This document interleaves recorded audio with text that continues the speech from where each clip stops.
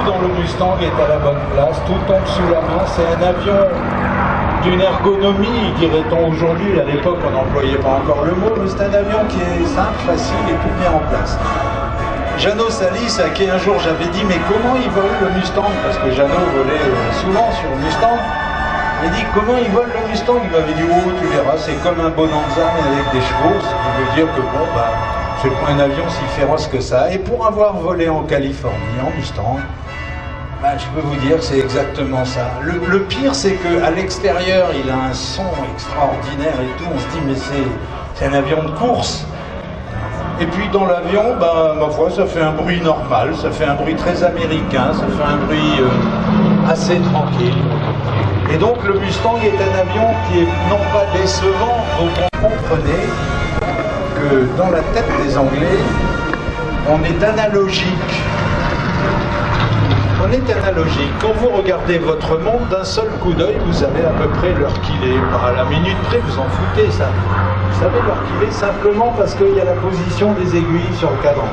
Dans le speed, vous savez à peu près à quelle vitesse vous avez, l'altitude et tout, simplement parce que le total est analogique et que c'est finalement un avion terriblement instinctif. Quand vous êtes dans un speed, que vous refermez le petit portillon qui est à gauche, une petite porte que vous pouvez remonter à bord, vous refermez le portillon et vous vous sentez enfermé comme le noyau dans l'olive. Vous fermez la verrière et vous avez l'impression que la verrière est moulée autour de votre tête tellement c'est moulé serré. Puis vous faites les incantations d'usage, vous appuyez sur les boutons qui vont bien, le booster coil et le démarreur. Et là vous comprenez ce que veut dire moteur à explosion. La mise en route se fait toujours avec la verrière ouverte. Quand le moteur démarre, si vous avez la tête un peu penchée d'un côté ou de l'autre, vous avez un coup de chaud dans le visage tout de suite et ça sent le cochon grillé parce que vos sourcils ont brûlé. Parce que le moteur, quand il démarre, il balance une flamme de 4 mètres de long ou à peu près. Et donc, comme les pots d'échappement sont à 3 mètres devant vous, ben, il fait chaud à la mise en route. Très brièvement, parce que tout de suite après, il y a l'hélice.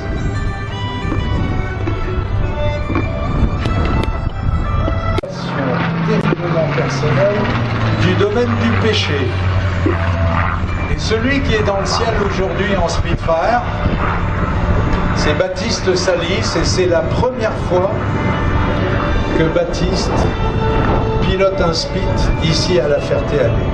Vous avez pu voir à l'atterrissage que même si on est Fred Acari, on se fait avoir par la poste de La Ferté. C'est pas grave. Donc Baptiste a découvert le Spit il y a quelques années, comme d'autres avant lui, il est tombé sous le charme de cet avion terrible. Terrible parce que c'est un avion d'une facilité invraisemblable. C'est un avion qui est fait pour voler. Il a été réussi par ceux qui l'ont dessiné, celui qui l'a dessiné, puisque cet avion a été, on peut dire que c'est l'œuvre d'un homme, aidé évidemment d'une équipe. Cet homme s'appelait Reginald Mitchell. Dans les années 36, lorsqu'il a dessiné le Spitfire, Mitchell était en train de mourir d'un cancer incurable. Et regardez le dessin du Spit, il n'y a pas une ligne droite dans le dessin du Spit, il n'y a que des courbes. Mitchell a dessiné cet avion. Mitchell avait derrière lui une carrière impressionnante de créateur d'avions. Entre autres, c'est lui qui avait fait les avions et qui avait gagné la Coupe Schneider, l'épreuve de vitesse pour hydravion internationale qui passionnait les fous. Mon Dieu qu'il est beau.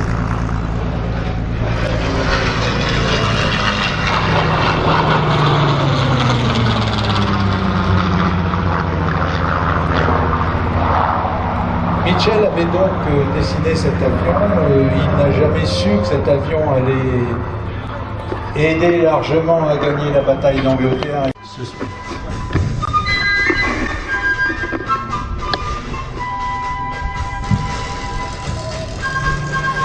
Monsieur Frédéric Acari qui rentre à la maison. Qu'est-ce qu'il est beau son Mustang!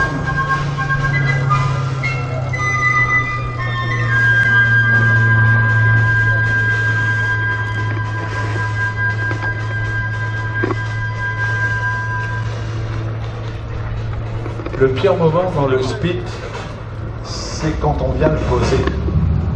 parce qu'il a un petit train d'atterrissage très étroit, surtout dans cette version qui est celle à gros moteur, avec le moteur Griffon, qui est un monstre moteur de course installé à l'avant de l'avion, et donc on sort les roues, le train est étroit, et à l'atterrissage,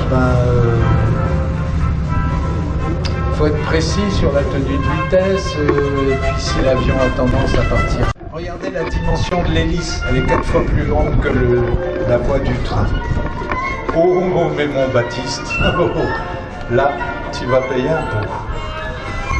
Ça, le kiss comme ça, le gamin à la pogne.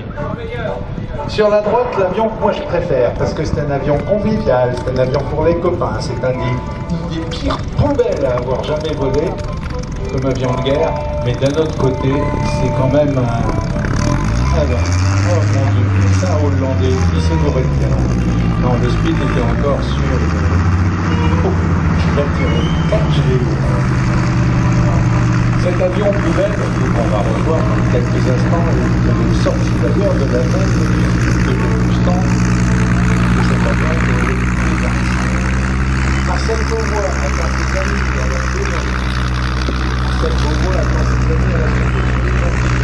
Pas trop comme cela, parce que vous êtes nombreux, alors si vous attendez tous vos copains, poser les avions et faire venir les copains.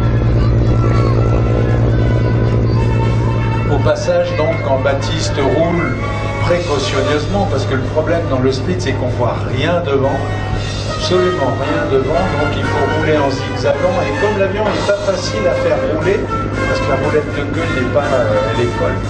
Là, voilà le B-25. Voilà donc l'avion qu'on est quelques-uns à adorer. Bimoteur bombardier avec une gueule, un son, tout est juste.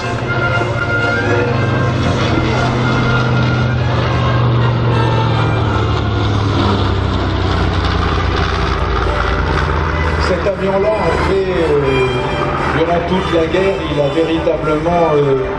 c'est peut-être un des avions qui a fait le plus de choses extraordinaires, le B-25, mais comme c'est pas un chasseur pur ou un bombardier lourd,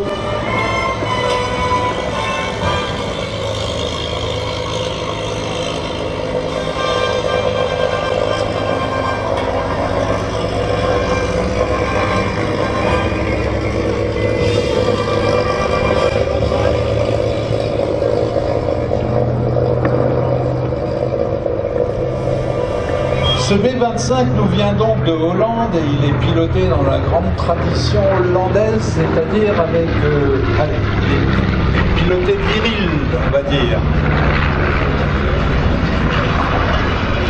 Avec en particulier des virages à forte inclinaison, on n'hésite pas. Donc le B-25 est un avion qui était né d'un programme, d'une demande du commandement américain qui avait dit aux constructeurs de l'époque, c'était en 1938, qui avait dit il nous faut un bombardier moyen, rapide, capable, très manœuvrant, un avion qui soit finalement quelque part à mi-chemin entre un chasseur lourd et un bombardier. Et chez North American, ils avaient sorti cet avion-là, qu'ils n'avaient pas nécessairement, mon Dieu, qu'ils le remuent.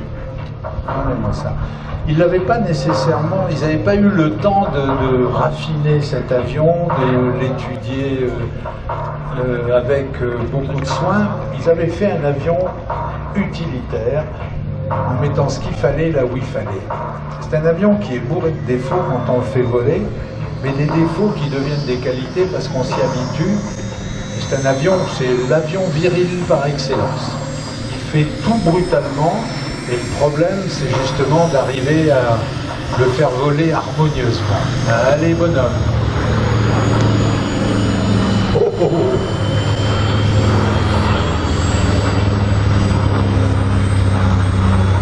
Il faut se méfier des Hollandais. On vous dit que ce sont des gens raffinés, civilisés, avec une grosse culture derrière eux, des musées magnifiques, à Amsterdam, des canaux, tout ça, bon. Ils fument des trucs bizarres d'ailleurs, c'est peut-être ça qui fait que quand ils montent dans les avions, ils ne pilotent pas tout à fait comme les autres.